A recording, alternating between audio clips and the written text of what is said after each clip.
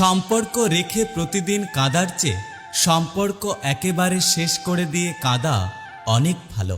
কারোর মনে আঘাত দিও না, জীবনে কখনো সুখী হতে পারবে না।